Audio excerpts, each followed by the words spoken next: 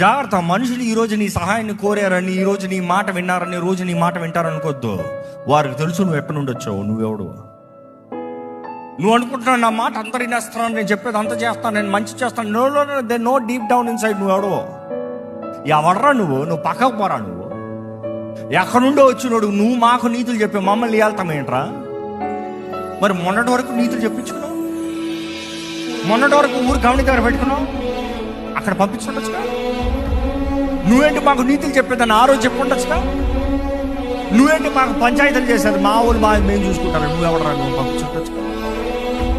అంటే మనుషులు వాడి స్వార్థం ఏదైనా కావాల్సి వచ్చినప్పుడు నువ్వేం చేసినా పర్వాలేదు, మంచి వాడి పక్షాన్ని.